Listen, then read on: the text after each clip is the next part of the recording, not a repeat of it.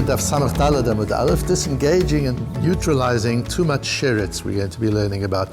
Important is the method, how we take a piece of Gemara that sometimes seems to be obscure and very technical and almost irrelevant, and how we develop the idea out. Because what's important about the ideas that we develop is that they're authentically Torah, that they're not just ideas that we think of and pick up, but we're actually mining these ideas and thoughts from Chazal itself, from the Torah, from the Gemara, from the Mishnayos, from the Rishonim and the Acharonim, and how we do that.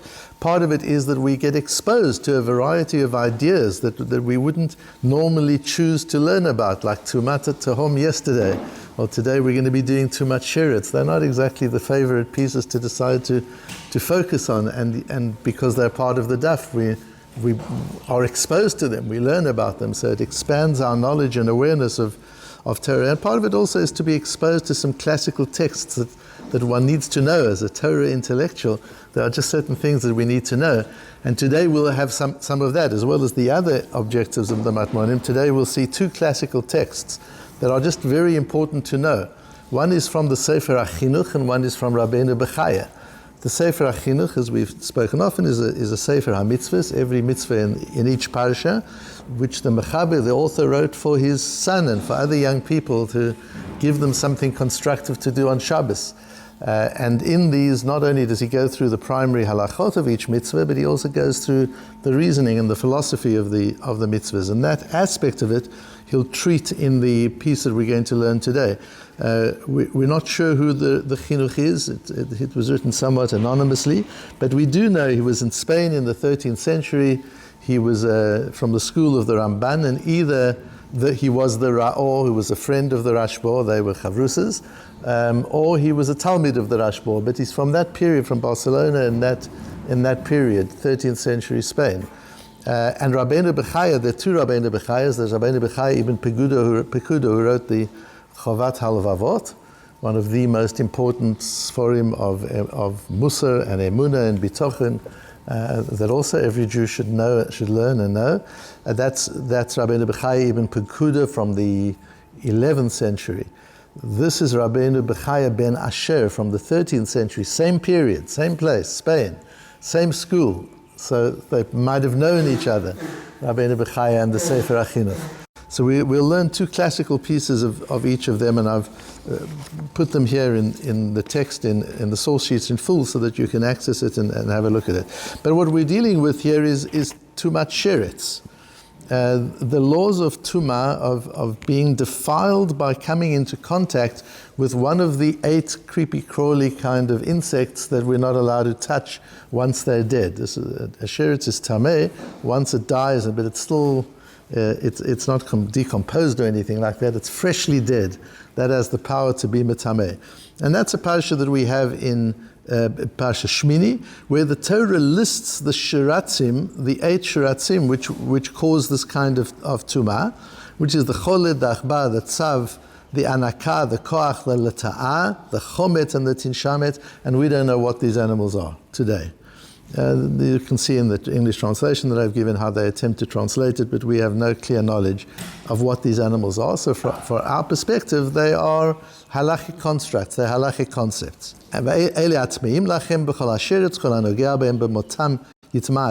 Anybody who touches them after they've died is tameh until the evening.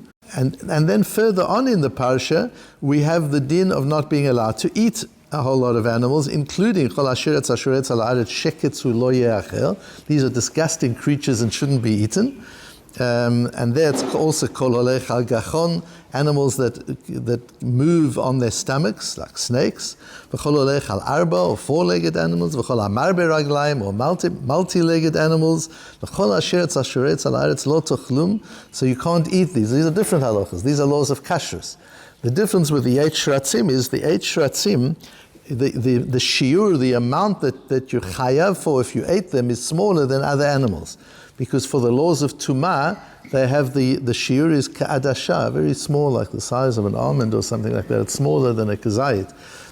So just as they cause Tumah in this small measure, so one isn't allowed to eat them in that small measure, not only in the larger measure. That's the difference between them. So what is all this about, the laws of Tumah? Says the Sefer HaChinuch, Mishosha mitzvah, if we want to get to the reasons of the mitzvah, hakdama, I'm going to tell you something to start off with. Lo yaspik kol mi sheyesh bo, lo yasapek kol mi sheyesh bo deya, shelo haya adam me'olam, she'isig ladat kol ha'chokhma ad sofa. Any intelligent person knows and understands that there is no human being who has ever lived who understands all the wisdom that there is. So this ties back to the Tumah Tahom discussion we had yesterday, that there's a body of knowledge, of facts, which includes what the human race knows and what the human race doesn't know. Hashem knows, Eliyahu Hanavi knows, as we learned yesterday. There's a body of facts that are outside of human knowledge. And then there's the body, the subset of that is the body of human knowledge. And there's no question, so this flows very nicely from yesterday, that the body of human knowledge is smaller than the body of human facts. The body of facts. There are lots of things that are true. There are lots of truths in the world which we either don't know or don't understand. Even about Moshe, they said that there are 50 levels of understanding and they were all given to him except one. And Shlomo says, I set myself up to understand everything, but it's still so far from me. Even Shlomo, the wisest of all people, says he doesn't get it all. It's not all understandable. And then is the second paragraph.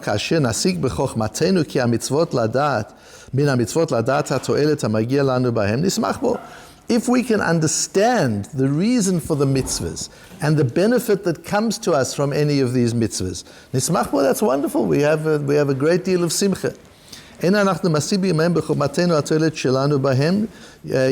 if we can't, we struggle and we can't really find the meaning. We need to understand that with the wisdom of Hashem and everything that He does, Hashem knows the benefit to each of us in every mitzvah. We've got to know there's benefit to us. We benefit from a mitzvah. There's no mitzvah which doesn't provide benefit to the person who does the mitzvah, but we don't always understand it.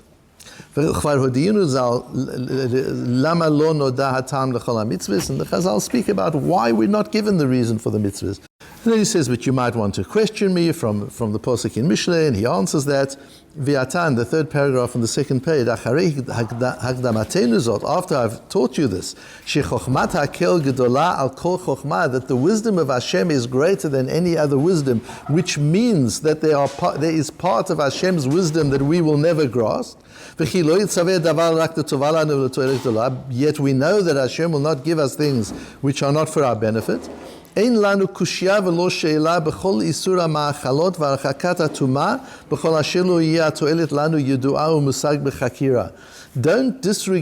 mitzvahs such as what you may and may not eat, and laws of Tumah, what you can touch and can't touch, because you can't see the benefit, you can't see the effect. It doesn't matter. That doesn't stop us learning these halachas and observing them meticulously. Because we know it's all for the good. And don't ask me, but in matters of Tumah, how can the laws of Tumah, we can't make sense of them at all. Nobody understands them. You need to know that Tumah can damage the neshama. That's something that you need to know. And if you'll say, how could something spiritual like the neshama be damaged by an insect? How's that possible? A physical insect, whatever these insects are, can damage my neshama. How's that possible? Don't forget, the nefesh and the neshama of the human being is in partnership with the body, attached to the body. It's part of a single system. That although the spiritual system and the physical system are two systems, in the human being they become one system. They integrate into one system. And you have to think of the spiritual and the physical and the human being as one system. And therefore, as we said in the Pesach Shir on Motzei Shabbos, physical things like food can affect the spiritual. We can be affected by these things. This can happen, that physical things can affect the spirituality. And he says, and don't be so critical of it. The doctors don't know much about disease and their causes either. So even, never mind in his time, and even in our time, and we've learned that very clearly over the last 3 years, there's limited knowledge and understanding. of what the physicians and the doctors really know for sure and really understand. There's a body of understanding, the same as in other words, like Tumah Tahara. In the area of medicine, there's also a Tumah Tahara. There's a whole lot of Tumah Tahara in the sense there's a whole lot of knowledge that we don't understand. And some of it we don't even know yet. We're busy understanding all the time. So much more so when it comes to the matter of the neshama, we don't necessarily understand the causality of physical causes and the spiritual symptoms and consequences of that physical effect. So this can happen. Nevertheless, says the chinuch at the end, v'gam sham na'arich b'inyan be'ezras Hashem. Even when we get to Para Aduma, I'm going to have a go at understanding it. Don't think that because it's beyond our intellect that we can't have a go at trying to make meaning of it, trying to understand it. Lekabel schar b'yegiah limtzo divrei chefetz. To get rewarded for the effort. That one has to put in the effort. You don't just write it off and say, this is laws of Tumah and Tahara, we can't understand it, we can't learn anything from it. No, you've got to engage and try and understand and try and get some sense of what it really means for us. Limtzod divrei chefetz, and to find things that make sense. So that's the kind of broad framework for the reason for mitzvahs in general, philosophizing about mitzvahs in general, from the master of mitzvah philosophy, the chinuch himself, who advises us of the limitations of thinking philosophically about the mitzvahs, and yet the importance of doing so. And then we go into Rabbeinu Bechaya, who asks a question on the Torah. There's such almost chutzpah in Rabbeinu Bechaya's question. It's delightful. He challenges the Torah in laws of Tumah and Tahara, in these very laws of Shratzim, which is what we're not doing a specific piece of Gemara on Daf Samach Daled. It's all dealing with Tumah Asheret. So I thought we would just understand some of the principles of Tumah Asheret. And Rabbeinu Bechaya challenges the Torah and says, "V'yesh li tmoah b'zeh." I've got a problem, he says in Parashat Shmini. Ki ra'ui haya b'vadai she'eh nachash tamei u'metamei. Why is the snake not in the list? The snake is in the list later on in the Perek as something you can't eat, but he's not in the list of something you can't touch. Kihu shoresh hatumah. The snake is the source of all tumah. Where did tumah start from? It started from the nachash in Bereshis. If it wasn't for the nachash, there wouldn't be tumah.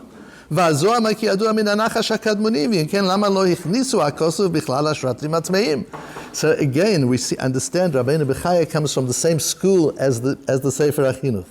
Yes, it's true that we don't know all the reasons, but we're allowed to engage in trying to understand it. And Rabbeinu Bechaya steps right into a philosophic analysis of the laws of Tumah by saying, why isn't the snake included? We should just say, what do you mean, why isn't the snake included? The Torah says we don't understand these things. No, says Rabbeinu Bechaya, I want to understand why not the snake. And he gives a beautiful answer. The whole system of the Torah makes perfect sense. The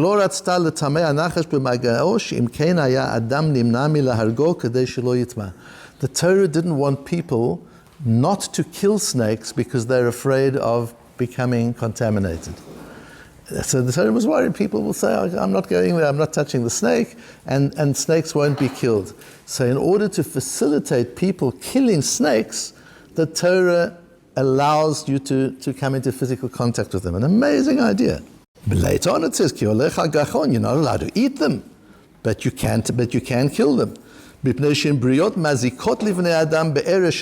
they're creatures that damage humanity with their poison. Some of them can cause disease, some of them can cause fatality. You can't eat them, they're shekets. But all that was forbidden with snakes is the eating. But you're allowed to touch snakes and scorpions. But these 8 shratzim are disgusting but not harmful. So in a sense, the disgusting, we can have more contact with that which is harmful and disgusting than with something that is only disgusting but not harmful. And what we learn from here is amazing as I reflected on this and thought of it. Think of it in human interaction. It's so relevant for today. There are ideas out there in the world. They're free to roam. Any idea you can put out on the internet, you can speak about it, there's freedom of speech. There are all these ideas all over the world, just as the animals are free to roam. Snakes are free to roam, and scorpions are free to roam, and the Shmone Shrotzim are free to roam. They're free to roam around the world, just like ideas are free to roam around the world. How do we respond to them? There are certain ideas we can consume. They're kosher. You can take them in. There are some ideas which you can't consume, but you can engage with them. You can't absorb them and make this part of your worldview, but you can engage with them, you can discuss them, you can debate them. Those are like the animals that you can't eat, but you can touch. And then there are animals that you can't touch. They're the shmona shrotzim. They are so absurd, the ideas are so disgusting that you just disengage from them. You have nothing to do with them. And look at the world today. When you look at some of the ideas that you can open any page of the internet or a newspaper any day, and you will find disgusting ideas. That's shmona shrotzim. Just keep away from them. Don't even touch them. But then there are the ideas that are not only disgusting, but they're harmful. They're poisoning people. They're toxic. What do you do with that? That, the Mishnah says in Pirkei Avos, says Rabbi Elazar, da ma shetashiv la'apikoros. You've got to engage in undermining ideas that are destructive and toxic. Says the Maharal MiPrague, that is really important. That the same way as you've got to learn Torah, v'yikneh ha-Torah shehi Torat emet, you've got to acquire the Torah that is Torat emet, kach ra'uyhu levatel dat hasheker min ha'olam. Part of learning Torah is undermining falsehood. When an idea comes into the world that is false, challenge it and undermine it. Kedei sheyitgadel ha'emet ba'olam. Because that's how you grow truth in the world, is not only by learning truth, but also by undermining falsehood. Shim yaniach hasheker lo'olam. Because if you allow falsehood to exist in the world, as we have in the last X number of years, she'asheker chas v'shalom ma'abedet ha'emet. The deceitful, the falsehood, actually destroys truth, and people don't know anymore what's true and false. You've obscured the boundary lines, and eventually it's mevatel the truth. There's more sheker than there is truth in the world, and people are completely confused. So as a ben Torah, you have a chiyuv, you have an obligation to engage with toxic ideas and destroy them, like the snake. These are not tumah that you mustn't touch. Sometimes you just disengage. This is a crazy, ridiculous idea, and you're not mityaches, you don't relate to it, you just ignore it. And you withdraw from it. You don't want to dirty yourself, to be metame yourself by dealing with the shmona shrotzim. But there are times when you have to engage, and you have to challenge, and you have to destroy, and you have to undermine. Otherwise you allow the snakes and the scorpions of the world to multiply and to cause harm to humanity. That same idea that we've got here in the Rabbeinu Bechaya, about understanding Tumah shratzim, is an idea that we've also got to use as we operate in this world of good ideas, bad ideas, absurd ideas, and toxic ideas, into knowing how to sort them out and what level of engagement each one of these categories requires from us.